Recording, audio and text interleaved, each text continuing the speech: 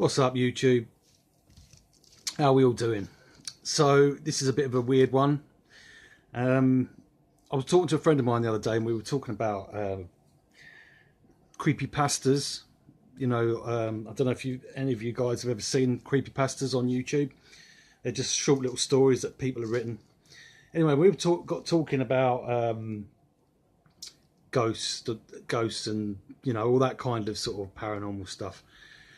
And it reminded me of something that happened to me when I was young, and I thought I'd share it with you because it's. I don't care if you believe this or not, because I'm not one of these people that like watch all these ghost hunters and spiritualism and all that kind of thing. I don't doubt that it exists. Me personally, I've only ever had one experience, and this is the one experience I'm going to tell you about. So it begins. So I'm at the end of a cold. That's why I keep sniffing in my nose. So this story begins. Me and my mum, we were sat there in the afternoon, and we're watching TV in the front room, and I would have been about 12. I think probably 12, 13, something like that. And if you imagine in our front room, you walk through the front door you walk through the door into the front room, and you have a sofa along this wall. The TV's here, and the bay window goes around behind the TV. So when you sat in the front room, there's a settee here, there's a chair there, and it all faces the TV there. And what we've got next to the settee is this chest of drawers. And this chest of drawers is an old-fashioned Victorian oak drawered cabinet. And you've got 3 or 4 drawers in the whole cabinet, and they're great big. They start off like the bottom drawer is sort of like this deep, yeah? And then the next drawer goes up slightly smaller, so you're talking about probably half a foot, and then the third drawer is even smaller. All I remember is it had no more than three drawers, and the bigger one at the bottom, the middle size in the middle. That's all I remember as a kid. And the bottom of the drawer was always full up with family photos.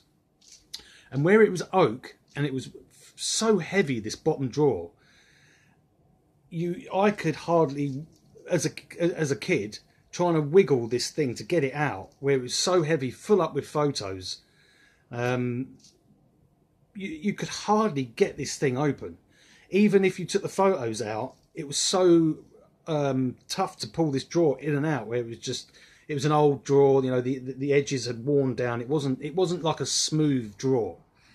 It was very hard to get out, and if I ever wanted to look at family photos, I remember there wiggling and wiggling, trying to get this blooming drawer open, and you had to be really careful, because when you shut it, even shutting it, you'd have to be careful you didn't trap your fingers in it. It was kind of like, it was really tough to get this bottom drawer on. Like I say, it's full up with family photos. This drawer's kind of like, huge, deep and long. Anyway, so me and my mum, we're sat there and we're watching TV in the front room. My mum's on the chair on the furthest wall, and I'm next to the chest of drawers on the sofa. And the dog is lying in front of the chest of drawers, in front of that bottom drawer that's full of photographs.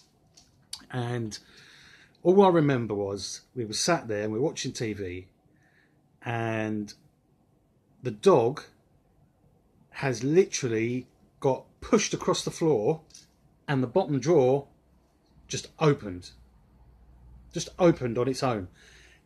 I tried to debunk this myself as a kid, thinking, well, if the dog had tried to get up, and did the dog's collar catch the knobs that were on the drawer?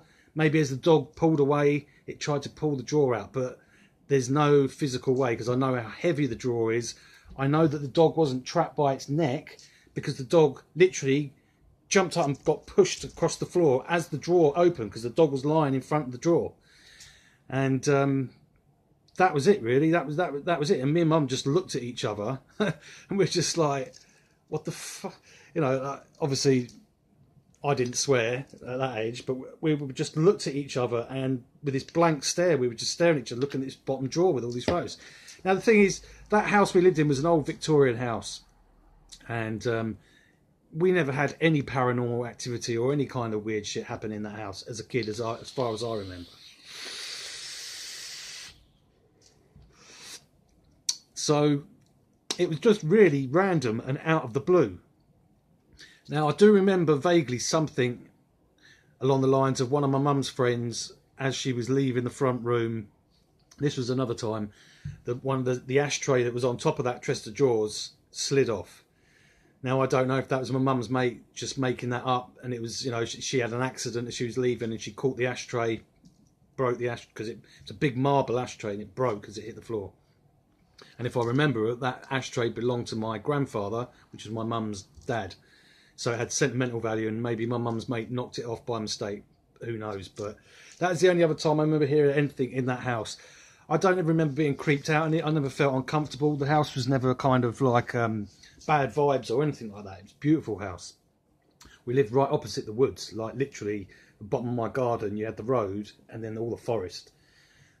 Beautiful house. Anyway, that was it. But yeah, it's very strange because it literally, if you saw the size of this drawer and the weight in it, it's pretty strange, like how that could just open on its own. There's no way the dog pulled that open, because the dog, like I say, literally got pushed. We heard the dog scrambling as it got pushed across the floor.